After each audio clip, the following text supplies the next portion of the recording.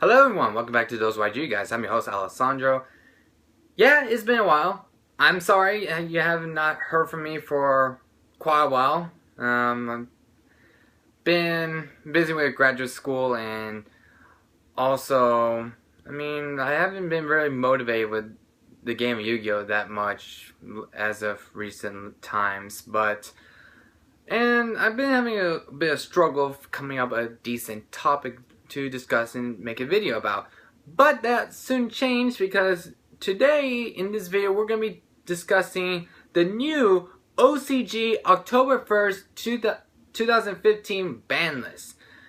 Now, every time I mention something, when I talk to one of my friends or so, or to other people, somebody's going to imply that it also includes the TCG, which I don't understand why, because even though I stress it out, it's only for the OCG ban list.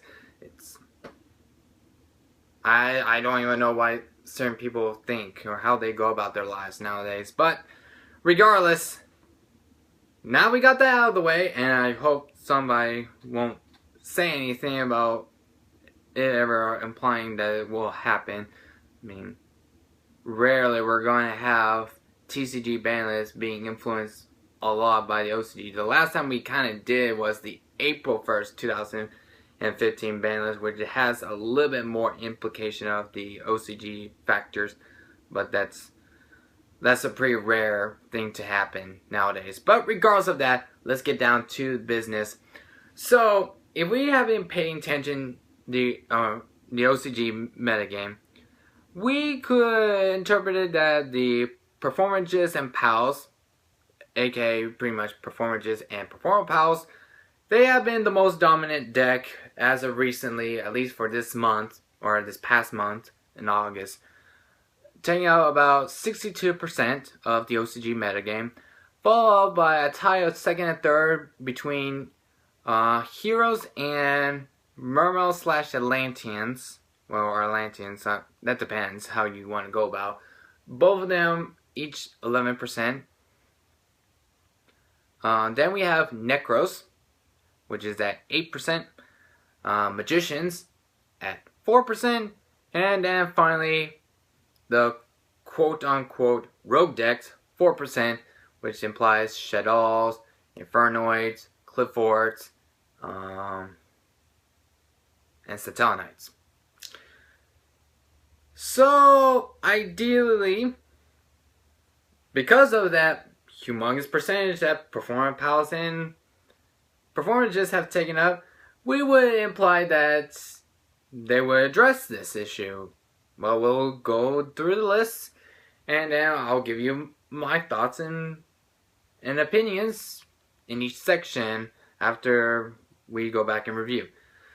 So, start off, the newly forbidden. We have Elder Entity Norden, Teller Knight Ptolemaeus. Those are your ban cards. Then the newly limited, we have the Elemental Hero Shadow Mist, Glow Bulb, Insight Magician, Deep Sea Diva, and Street Strategist of the Necros. Newly limited, we have Curry Bandit, Mermail Bistius, Evagishki Gustkraken, Mind Control, Boca Moon, Charger Light Brigade, Gold Sarcophagus, Allure of Darkness, Dragon Shrine, Gateway of the Six, Sinister Shadow Game, and Crush Card Virus. And finally, the newly unlimited, we have Elemental Hero Bubbleman, Honest, Chaos Emperor Dragon Envoy Diane, Dark Magician of Chaos, Blackwing, Gale the Whirlwind, Menju of the 10,000 Hand, Formula Secron, Wino Carries and Mighty, Instant Fusion, Magical Stone Excavation, Transmigration Prophecy, and finally, Bomb's Trap Hole. Okay, so we got through the entire list, now let's go through my thoughts and opinions. Alright, so, newly forbidden. Elder Entity, Norden, and Teller Knight Ptolemaeus. If you guys have been paying attention to the OCG for over a year or so, Norden has been a pretty influential card, at least in the past year. Especially when you do activate Instant Fusion, go to Norden, and pretty much you go into your one card extra deck play, where there's going to be a one card rank 4 play, or a synchro play, depending on what deck you're really playing. But yeah, that's basically the idea why you would be doing that most of the time. Of course, by getting rid of Norden, what was the whole point of keeping Instant Fusion at 1? So they put it at 3. Put it back at 3. So fair enough. Norden was a very impactful card, even though sometimes I wonder if things have been kind of, I don't know how much of an impact would Norden will do in the TCG. Would it be as big as he initially did when he first came to the OCG, or would it be much less of an impact? That's kind of like up in the air right now. Tellarknight Ptolemaeus. I would have to say this, good riddance. Having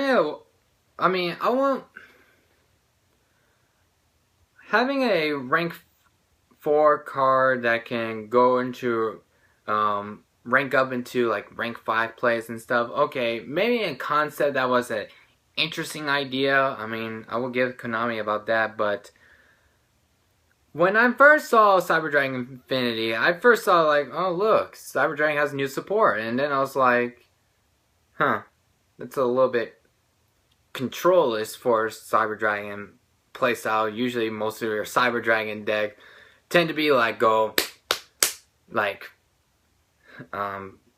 eliminate your opponent in one big attack or so, but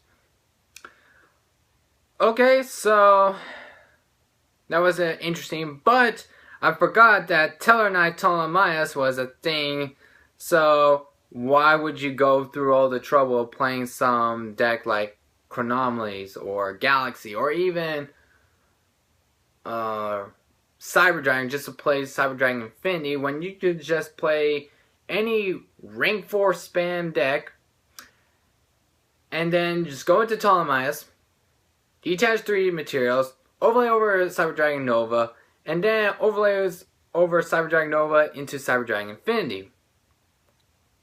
So that, I think, has been a more direct and more better hit that I could ever ask for. To be honest, it's kind of a bit late. And the reason why is nowadays Performer, Mages, and Pals, they are not really using Ptolemaeus, Cyber Dragon Nova, and Cyber Dragon Infinity because you have a 15 card extra deck. That's 3 cards I mentioned. So that's pretty much about at least 1/5 of, that's like 1/5 of your extra deck already been taken up right off the bat. Whereas nowadays they run like number 16 Shockmaster, which is 1 card. So you see what I'm trying to get at. So yeah, Ptolemaeus, I'm glad they addressed it, but I wish they had done it a little bit sooner, like a little bit earlier. That's why I implied. But regardless, let's move on to the newly limited section. Alright, Elemental Hero Shadow Mist. So I guess I'll combine with the Elemental Hero Shadow Mist and Elemental Hero Bubbleman being up to 3. Ever since Elemental Hero, well, combine the times when we were together with the OCG under one same ban list, and during the times when the OCG and the TCG split off, going in their own directions of the game. The OCG side, the heroes have been a bit more successful. More so than in TCG. I don't know why. Maybe it's because players over there are more dedicated to heroes. Maybe it's the fact that, you know, they have... Well, no, not really. Maybe it's more so that people are more dedicated to heroes. Because I was about to say maybe it's because of Stratos, but then again, during the times we were under the same list, when we both have access to Stratos, I mean, the OCG side has a bit way more success with heroes than the TCG side. That is kind of a true fact right there. But regardless, when Heroes won the recent Japanese National in the summer of 2015. I thought, to be honest, I thought that Stratos is going to get banned. Because I was like, Heroes are now big. I think there were like after the national format, I think Heroes were like the #1 deck, or in terms of percentage wise, of the OCG meta. But since they did the July list where they have no changes, that kind of changed, and then with whole new cards like Performages and Pals, well, yeah, that kind of has changed. But I mean, Heroes is still a contending deck, well, up until this list. I don't know how much of an impact would that really do. But Shadow Mist going to 1. Yes, they still have Stratos. So that kind of hurt the Mass Hero engine in a way. But I don't know how big what it's going to be. So, who knows? Bowman back at 3. Kind of strange because I thought they put Bowman at... When they hit Bowman, I thought it was because with the Stratos and the OTK push and all that, but... Okay, Konami. I mean, fine. I guess we're gonna go with that mental process. Global. They did nothing to TCG, so why would it do anything to OCG? Insight Magician. It is one of the new Magician cards from the Master of Pendulum structure deck.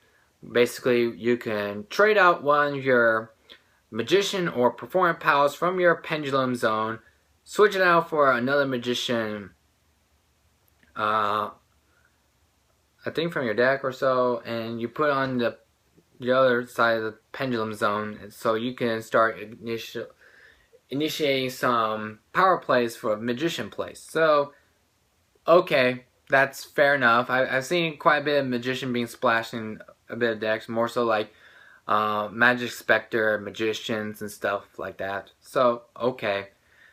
Deep Sea Diva. Kind of surprised they addressed this already, like this point, not like beforehand when Netabis was a thing, because that's probably the main reason why Diva was put to 1, because you have direct access to bring out Atlantean Netabis, which is a very, very powerful card. Originally it was at 3, but once October 1st ban list kicks into effect, now it's going to be at 1. So yeah, I guess any hopes of having Deep Sea Diva going more than 1 for the TCG is probably not going to be very high.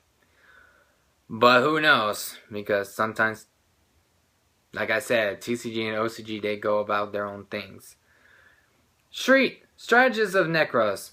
Similar effect that we did with the TCG side. Was a pretty interesting hit.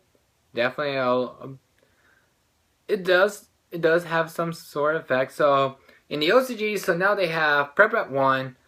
Of course, Manju's being back at 3, as I said in the Unlimited section.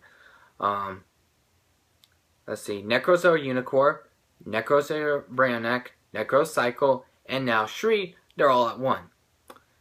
So that's 5 cards from the Necros archetype being, well, 4 cards from the Necros along with Prep at 1. So that's pretty impactful. And of course Necros, which has been a very big and impactful archetype in the TCG, well, now it's shrinking in numbers in the OCG. So I guess within time, Necros within the TCG will start to shrink sooner or later. Okay, and now let's switch over to the newly slimming limited section. Curry Bandit. Well, since they hit Shadow so hard, I mean, why keep Curry Bandit at 1? Murmur Abyss Now this one is pretty interesting because they kept that card at 1 for a while, and I'm pretty surprised people have forgotten about how much that this card has been put to 1. So finally they push it to 2, so hopefully sooner or later Teus will be at 3 or so. And then moving on to OCG Kraken, which probably many of you guys are probably new to the game. But if you guys have been around at least during the March 2012 format, that was a very interesting format. In the OCG side, you have the Gishki Hierarchic deck, which basically you tribute to Hierarchic and then you make into ritual summon OCG Kraken, which pretty much you select 2 cards from your opponent's hand, you look at those 2, you pick one, and that one card that you selected goes back to the opponent's deck, shuffled. Then you just, so you tribute Hierarch monster, you get the level 6 dragon, and then you overlay to Constellar Ptolemy M7, you detach, you get Gust Kraken back, or no, excuse me, no, not that, the Hierarchic back, and then you just continue on and stuff like that until you will your opponent's hand very little. Mind Control and Book of Moon. Very interesting generic spell cards moving up, and actually I'm not going to argue because Mind Control, if compared to the old days, you know, people really wanted Mind Control to be banned, but nowadays it's like you rarely see that card being played in main deck or so. Pretty interesting. I would not argue too much. Definitely would be very helpful for decks that rely heavily on extra deck, like Fusion Base for Shadows, or even XC's play for certain rank decks, and of course Synchro plays, like Synchrons. So yeah, and Pokemon, probably one of my most favorite spell cards in the game. One of the most generic neg one that's so versatile that you could play it defensively and offensively. By far one of my most favorite spell cards in the game, and I am a huge advocate for Pokemon to be pushed to 2, or at least past the limited section, because I feel like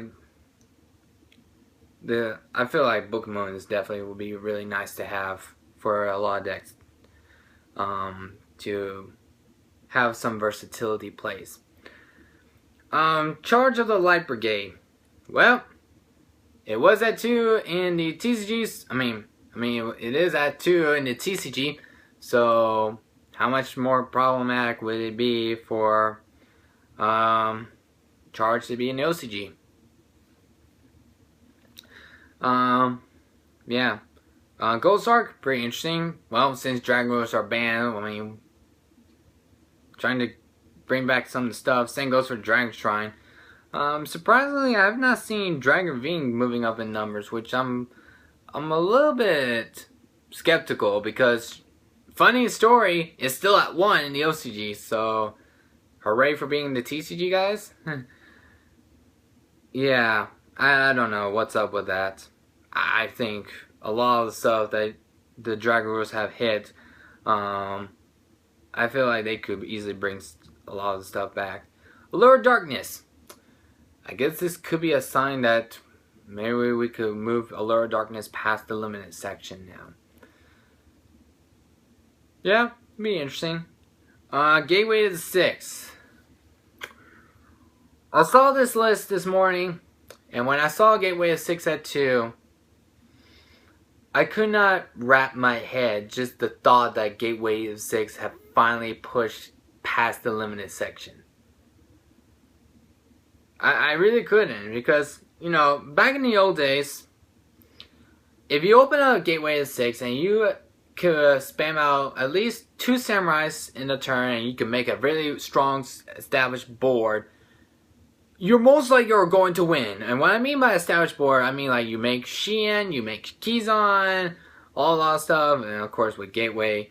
Well, now with 2 gateways, that's pretty easy to abuse, and of course, I mean, we already know how powerful Gateway and United, how well tuned those 2 cards, or even Gateway and Dojo. I mean, either one, I mean, it's still, Gateway is such a powerful card, and I'm very finding it very strange to see that card moving up to 2.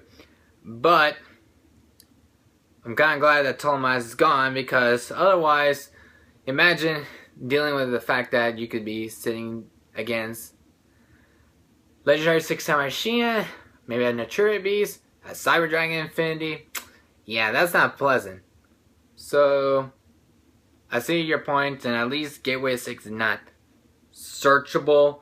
Unlike some other discussion videos I've heard about, like bringing back Spellbook of Judgment and stuff, but that'll be a whole nother discussion video in the future. Sinister Shadow games. Well, Construct is banned. El Shaddai Fusion, I think, is still at 1, so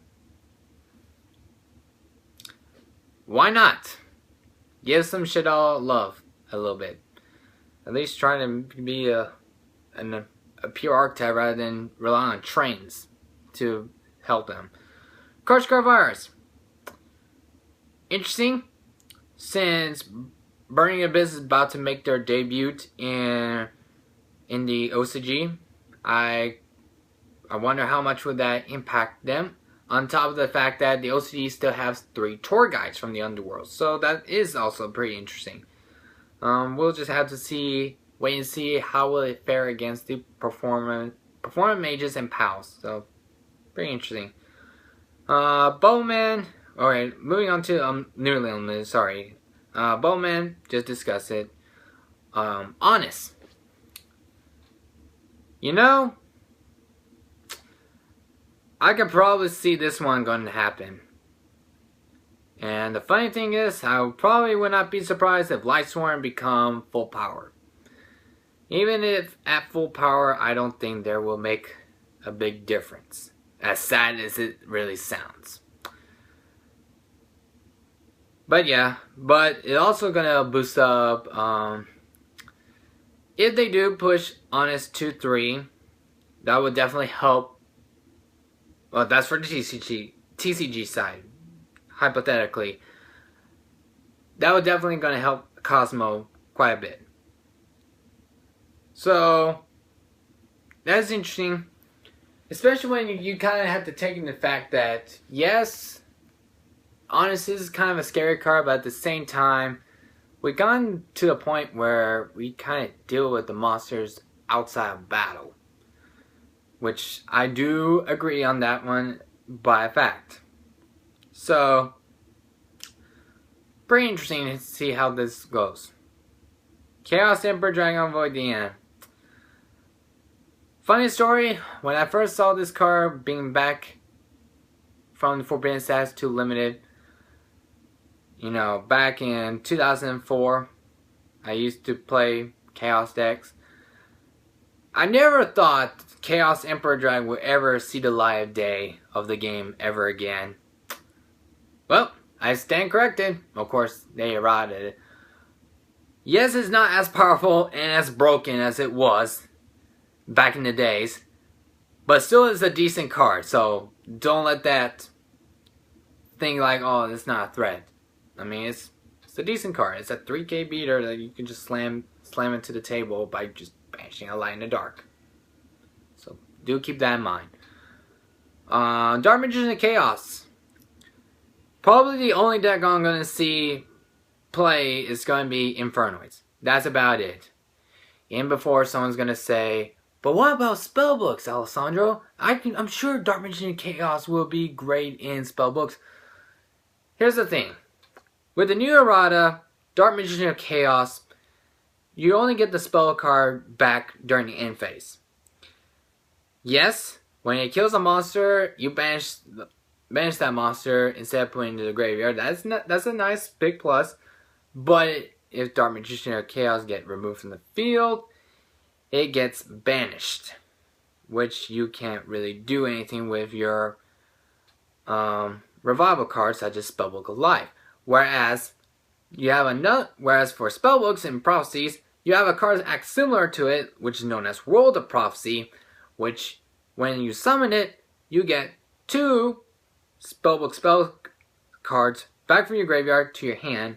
Then you can reveal, if you have like 4 different Spellbook spell cards with different names in your hand, you have the option to nuke the board. Well, outside of the World of Prophecy. And on top of that, if it gets sent to the graveyard, you don't have to worry about it being banished, unlike Dark Magician Chaos, so then you can resurrect it with Spellbook of Life. You see what I'm trying to get at? But, like I said, Dark Magician Chaos, I could definitely see in Infernoids, so you can recycle cards like Charge Light Brigade, or even Reasoning, or Monster Gate, or so forth. Yep. Blackwing, Gale the Whirlwind. I think now Blackwings are at full power. So, I guess, funny story, they hit heroes because people play heroes non-stop. So, I guess they received the similar Blackwing treatment. So, I guess all the hero players will just flock over to Blackwings, or I don't know. I don't know. Pretty interesting. Especially with Allure of Darkness being back at 2. So that's pretty interesting. Manju, said it earlier. Formula Synchron. Not going to make a big difference. Good for Synchron decks. Why not Kara Zen Mighty? Konami of the TCG side. When are we going to get our wind-up stuff back? Yuga Hunter. The loss of Wind-Up Hunter would not really make a big difference for Wind-Ups. In fact, it's that one card that kind of doesn't really do much for the archetype. It just promotes some of the, probably one of the most degenerate plays known as the Wind-Up Hand Loop. You probably remember this term back in the March 2012 format, which that was an interesting time period. We'll put it that way. But yeah, I mean, Yuga Hunter. I'm very surprised, like Zenmaii, Magician. They're still where they were since March 2013 ban list. Like, when are they gonna move out of those positions? Like, seriously, Konami. Like, all the other archetypes, they're like so very powerful, so devastating. It's like, yeah, that's completely fine. But when it comes down to wind-up, it's like, oh, no. That's a little too much right there. I mean, come on. When was the last time have we seen wind-ups doing anything relevant in the tournament or any competitive metagame? I mean, seriously. Give wind-ups some slack. Same goes for the Inzectors. I mean, at least give something back for the Inzectors. I'm not saying put Dragonfly up. At least the Hornet part, not the Dragonfly. But that's neither here nor there. Instant Fusion, already talked about earlier. Magical Stone Excavation, Transmigration Prophecy, woohoo! You can loop this card so you won't deck out. Whoop-de-doo. Guess what? That has no relevance for the metagame whatsoever. Bombless Trapple, the last card. This card is kind of dangerous. Now, granted, you might say, what do you mean, Alessandro? This could strengthen up a lot of the other decks. Yes, but the thing is that Performer Mages and Pals, they can make Shockmaster. They can make the new Xyz Traptrix monster, Traptrix Rafflesia.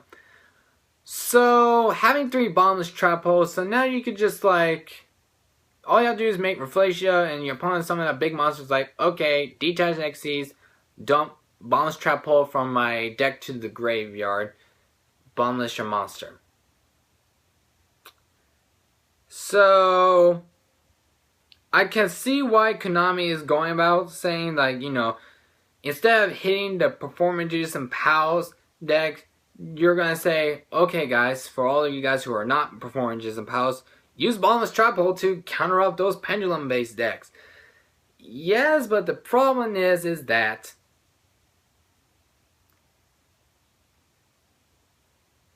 they too can also use Bottomless Trap Hole against you. Remember the Vanity's Emptiness argument where people say like, oh yeah, Vanity's Emptiness is going to help these lower tier decks against those higher tier decks. And funny story enough, the higher tier decks are also using Vanity's Emptiness to shut out the lower tier decks. Yeah, that did not end so well. So, yeah, I don't know how that's going to turn out. Interesting list. I don't know how much I really like the changes, especially with Gateway at 2. I mean, I still cannot even fathom that idea right there. I'm surprised they did not ban Shockmaster. I think that card deserves to be banned right off the bat in the OCG. Considering how much of an impact it has been causing with all the rank 4 spam in the Performances and Pals deck. Locking out your opponent from playing, yeah, that's pretty unpleasant, but I guess that's all I have to say. So, leave a comment down below what you guys think about this list. Do you guys like it? Do you guys hate it? Hopefully we'll get a ban list sometime soon, and hopefully it will freshen up the game a bit, because that's probably why I've been kind of inactive with Yu-Gi-Oh, because haven't been playing much and starting to somewhat lose interest in the game in some way, but that'll be a whole different topic for another video. But yeah, catch you guys later next time on ThoseYGOguys, and I will see you guys later. Take care, everyone. Bye bye.